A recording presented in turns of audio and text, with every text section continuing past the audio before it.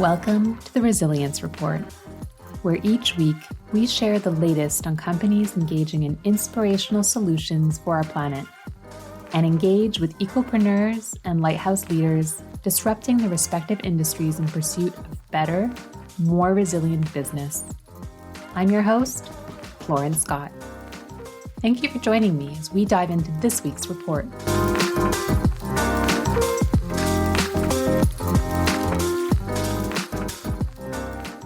Welcome back, everyone. We are wrapping things up with an upcycled bow around here with a best of 2023 episode of the Resilience Report. For our regular listeners, you know that we like to end every episode with the same question, which is, what do you think it will take for businesses and leaders to be resilient going forward? Not an easy question to tackle, but this did not stop our brilliant business leaders and ecopreneurs from sharing their actionable tips and tricks. This is an audible thank you to all of our listeners and guests for being part of the Resilience Report in our inaugural year.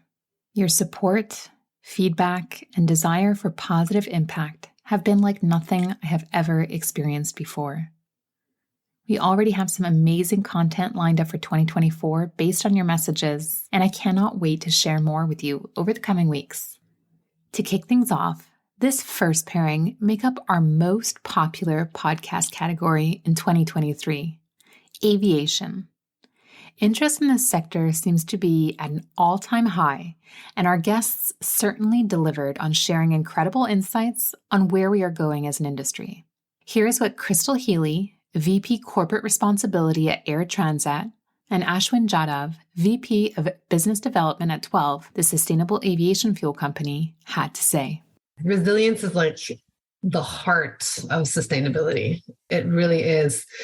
And I think it's really about knowing what you don't know, and really you can't get disengaged because it can be frustrating. Like you're taking 2 steps forward, 1 step back. And I think that's something that we've always seen. Like it can be frustrating that it doesn't go fast enough. Yeah. But to be resilient is really understanding all of your stakeholders. Like you need to take a step back. You have to be able to take that bird's eye view and really understand what's going on. What is going on upstream? What is going on downstream? And I think that is what resilience is. And we've seen it with this value chain, with the supply chain disruptions, with greenwashing. These are all things that are going on outside of our operations. And so if you want to be resilient, you need to be 2 steps ahead. You need to understand what is happening in my supply chain. How do I make a supply chain that's more robust? And what are the expectations of my clients, of my investors? What is going on at the governments? What do my employees care about? So really being more in tune and having that bi-directional communication across the value chain is, I think, is going to help us be more and more resilient. Like you need to be open and listening all the time. For businesses and leaders to be resilient moving forward, you obviously have to have your business as the center of everything, which means that you always want to make sure that you're surviving as a business, number one.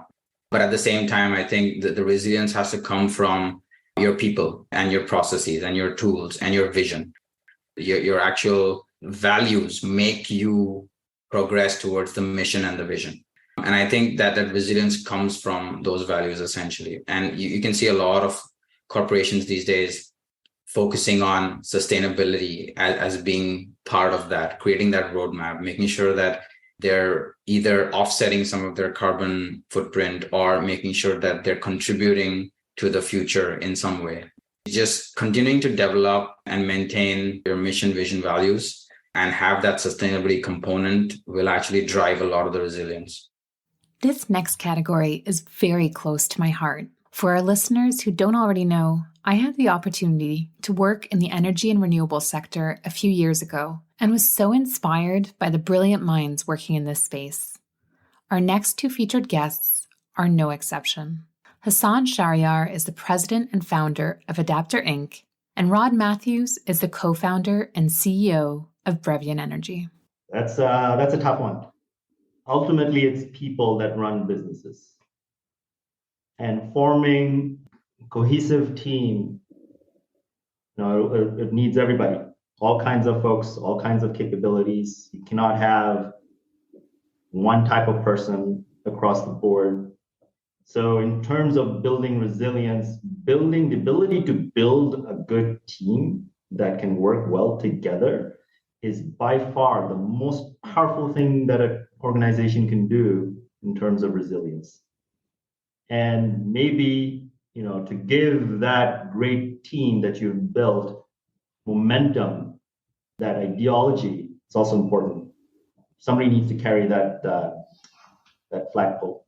So two things: find the flagpole or flag bearer, build a good team, and be resilient. I think it takes commitment, right? It takes everyone to coalesce around an inconvenient truth.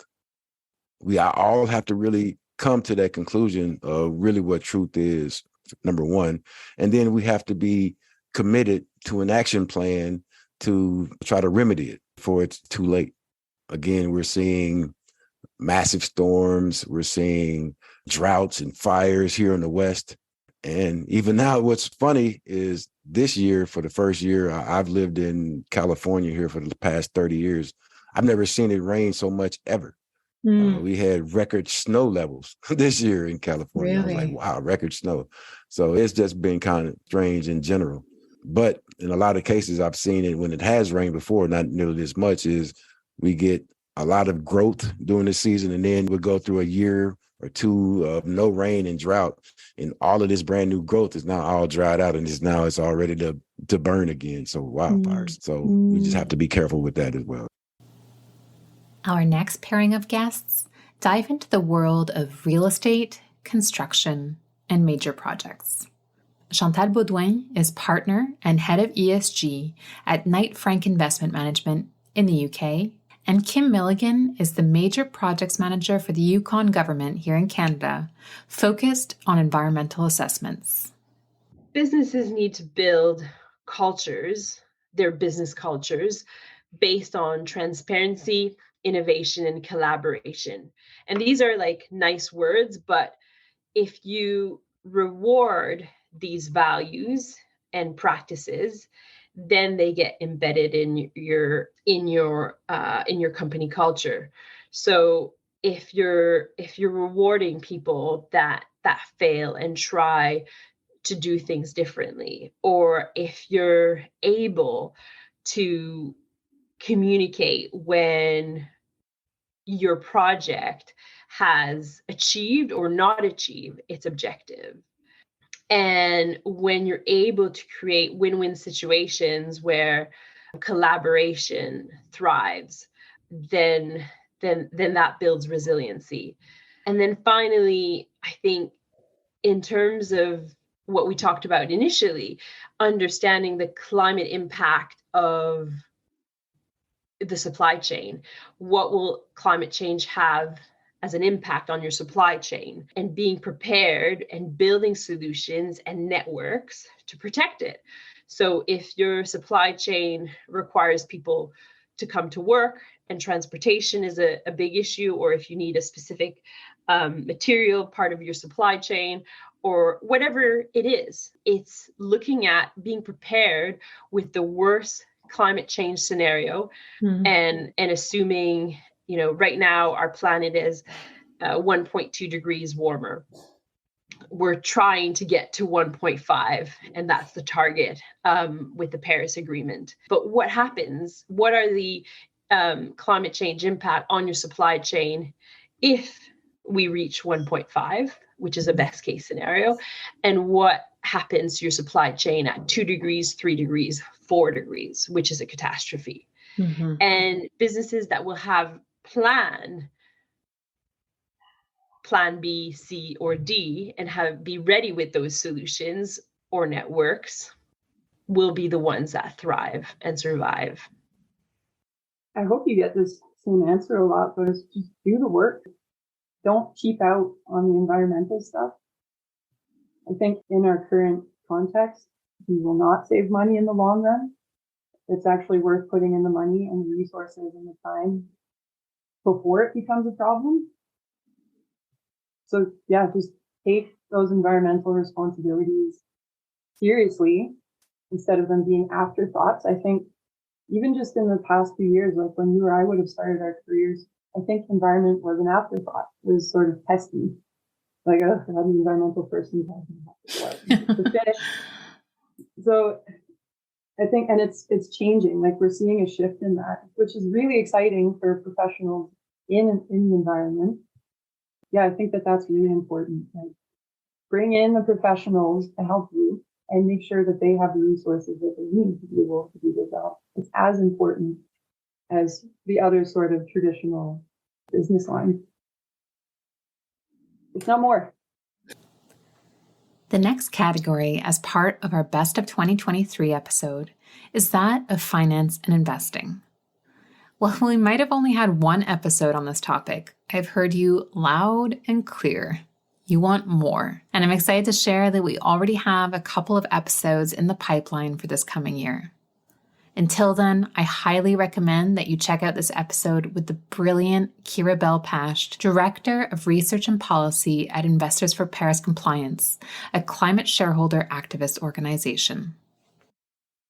Well, I think that we have to give more than lip service to the climate crisis.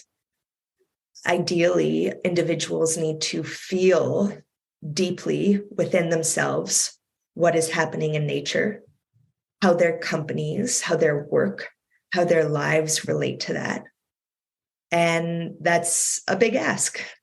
I think in modern life, there's a big separation people have between what they feel and what they do in their work lives. And if they're even in touch with how they feel in the first place. I know that has been an issue for me in the past and something I'm working on being more in touch with, how I feel.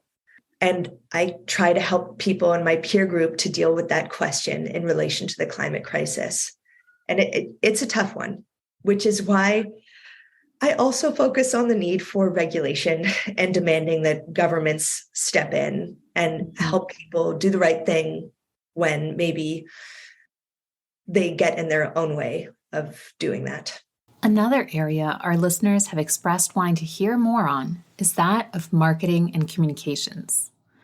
Now, this might be due to my own network being largely tied to this industry, but it's undoubtedly also with the rising interest, or maybe even concern, over greenwashing across all industries. Ahmed El-Shawani is a digital advertising consultant and shared his insights based on over a decade and a half in this space. It's a good question. I think I tend to usually lean back into purpose, and thinking about how companies today are defining their purpose, whatever that purpose is, right? If they are a nonprofit, then that's a completely different brand messaging and way of communicating what their purpose is and what are the things that are important for them.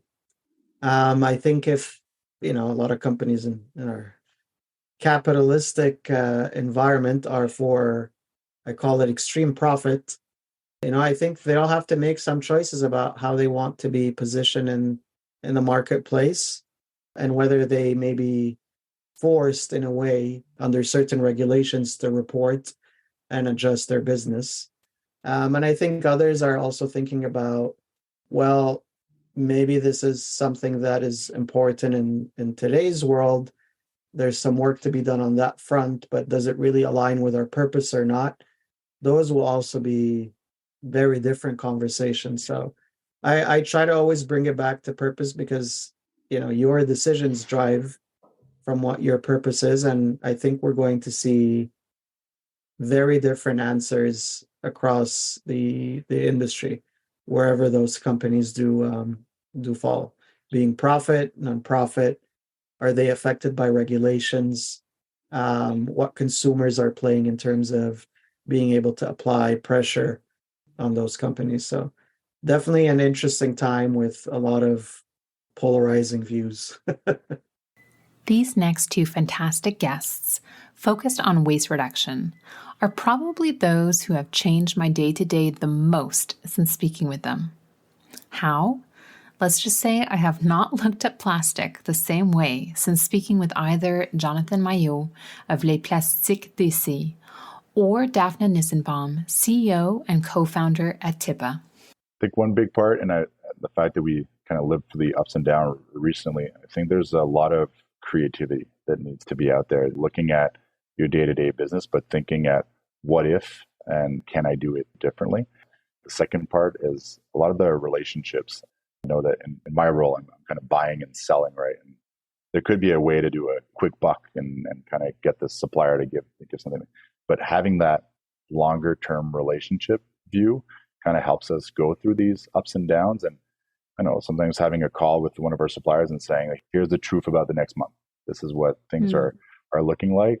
Can you help me? And I will reduce, but we'll only reduce by this much, instead of fully cutting someone off because a better price came up. Is like, is there a way to keep us going? And I find that those are probably the best partners that we've had after for the really long term. So I think business was creativity and building and keeping those long term relationships. I think it's part of what I said earlier. It's believe in yourself. Keep working on your mission. Don't change the mission because someone told you something. But if you believe in this mission, but at the same, keep doing what you are, what you got a mandate to do, and what you raised money for, and what you actually build a company for. At the same time, be flexible enough to listen and change if the change is a real need. So it's being strict and flexible at the same time. Believe in yourself, and eventually you'll get there. If it's a true mission, if it's a true thing, I believe the truth wins. They say that each day you have 3 votes to change the food system. If you snack as much as I do, that number only increases. Which is why I cannot wait to grow the food and beverage section of the Resilience Report this coming year. In 2023, you loved hearing from our next guest, Callie Giacconi from Lufa Farms, renowned for the commercial rooftop greenhouses. Well, I think that it starts with profitability in terms of sustainability, if that makes sense. So how can we continue to bring out solutions and lower the impact on the environment while remaining economically and profitable in that sense? So I think it's all about merging economics and sustainability, because we know, unfortunately, that is what drives leaders and that is what drives businesses. Well, whether it's unfortunate or not, it's more of a reality. So I think merging those two together can be really, really interesting moving forward in sustainability. For friends of the Resilience Report, it comes as no surprise when I say that I'm a huge fan of this next section: fashion and beauty. A longtime fan of vintage fashion, I've learned a lot of tips and tricks over the years to make more responsible choices. And I've even done a solo episode earlier in the year for those who are interested. And yet it's only been over this past year, however, that I've started researching a lot more about 2 additional areas: jewelry and what products I use on my skin and on my clothes, specifically soap. Our next 2 guests are nothing short of inspirational and share phenomenal insights with our listeners. Here are Annie Rouleau, founder and CEO at the Unscented company, and Tanya Dickinson, founder and creative director of Asymmetric by Design. I think we had a very big test on resilience right now. I think for entrepreneurs going through the pandemic, and after that, us in Quebec, we had a shortage on main-d'oeuvre, on people, employers. Yeah. We had inflation. We had supply chain issues. We have turbulence, geopolitics turbulence right now. And we're going into a very 2024 that we will need to really make sure that we keep our priorities straight. So I do believe there's a lot of resilience that has been shown by entrepreneur, and that we're not done. But I do believe by collaborating together will only be the thing that will only be the way out of this. And my little story with Circa was exactly to finish on that note. Sometimes where you least expect it, someone is going to will be there to help you out. And you don't have to be resilient alone. We can be all together and make sure we stick together, because we've shown quite a bit. We're the backbone of the economy in most here in Quebec. Say 80% are small and medium businesses. We're important to the workforce. We're important to the economy. We need to make sure that we collaborate and we help each other. And I say that to all other women entrepreneurs also, where I do believe that when we help each other, it's not just the addition of 1 + 1 makes 2, but it makes 3. And it does matter. Oh, I think they have to really start looking more for their long-term view than the short-term quarterly profits. That would be my wish. I wish that they would have a more inclusive leadership, for sure. Focus on ESG and communicate with their employees, their purpose, with their stakeholders, their customers. Communication is very important. And, really think out of the box, innovate, embrace AI. It's here to stay. So see how that can, improve your business as well. So there's a lot of real opportunities for optimism. And with all these crises, these are opportunities as well. So I want everybody to believe that they have a sphere of influence and they have the power to make this world a better place. Thank you, dear resilience reporters, for making it to this last section of our Best of 2023, Corporate Culture and Strategy. Arguably what will make this all possible for businesses and leaders going forward. Our featured guests include Noah Redler, President of Arche Innovation, Maria Kellis, Leadership Coach, and capping things off with our most downloaded guest of the year, the energizer that is Emily Niketsia, Vice President of Talent and Culture at Transdev Canada. Resilience in the future is going to be with the ability to deal with much more rapid change than we're used to. Business leaders by nature deal with constantly changing circumstances on a daily basis. When you're a leader in the business world, you understand that you are not in control of your entire environment. There are things that you have a vision on. There are things that are within your control, but the entire world is out of your control. You cannot control weather. You cannot control sickness, employee circumstances. You cannot control global pandemics. So I think business leaders are already in a mentality that we have to deal with complex decisions on a regular basis. But in the future, we need to be a lot more open in the way we're thinking and a lot more agile in our thinking. I don't mean agile of movement where we have to change course or change paths every single day. Agile thinking in our ability to make strategic plans quickly that can adapt on a daily basis because things will change daily. And I think it's important that we all realize, business leaders and the general population alike, is that where we are in history right now, in 100, 150 years, they're going to talk about our time in history, where we were. And they will not talk about it as a new economic era. We will talk about it as the transition towards, because that's where we live right now. We are in that transition between the industrialized idea economy towards a pure innovation economy where we can literally change the rules of the game. The impossible is becoming possible in the future. And this will require business leaders to rethink the entire question of how they've been doing business from day one. And that agility needs to be in the sense that if I produce shirts, I need to start thinking about how I'm going to produce a shirt in the next 20 years. And it's not going to be in a factory with people sewing. It's going to be a 3D printer with composite materials that is made to order that will be printed within 30 minutes of purchase online, delivered via drone. The basic rules of business won't change. We are going to create products and services. We are going to promote them. We are going to deliver them. And we are going to start all over again, time after time again. But the way we're going to do it is going to change drastically. It needs to change drastically. And so the agility I'm talking about that business leaders really need to adopt is really accepting that the world that they became experts in and that they're so good at is changing beneath their feet. And by filling in the hole as the quicksand sinks you, it isn't going to get you to the top again.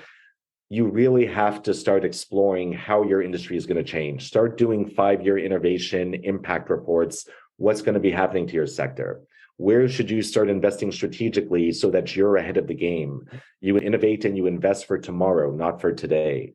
And this thinking will require changing the way we design our organograms, how we structure our businesses.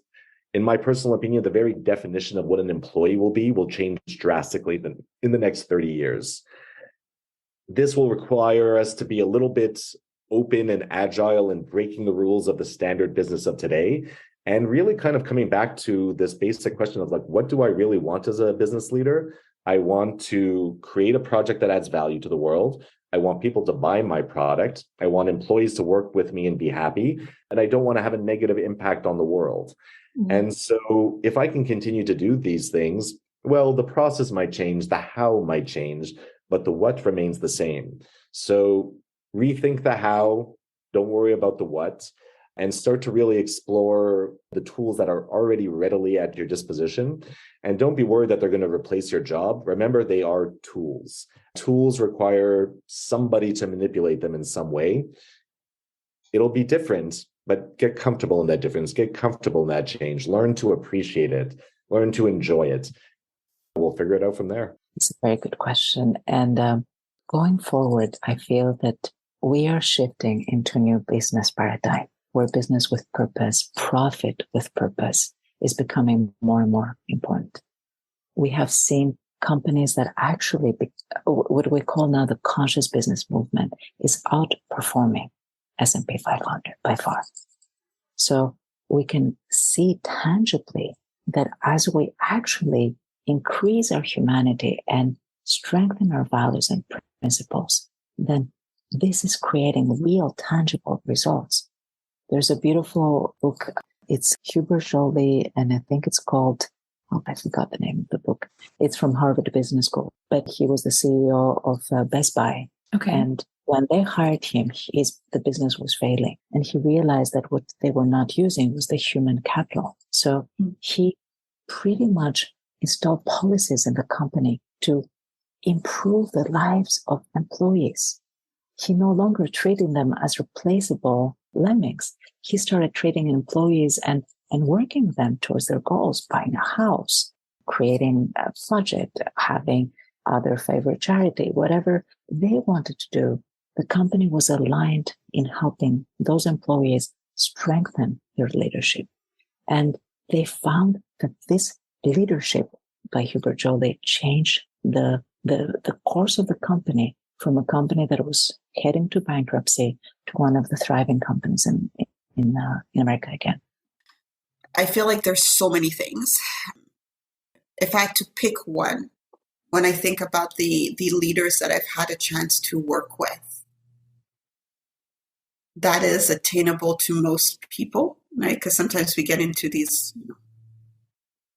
solutions that you're like, it's never going to work for me. I'd say is having a kind of well-roundedness is very important, because if everything you have is at one place, if everything you have is in one area, just like banking, like, mitigating diversification of your portfolio, right? Diversification of your life, it's really the same thing, right? So, you have a maybe great work experience and richness.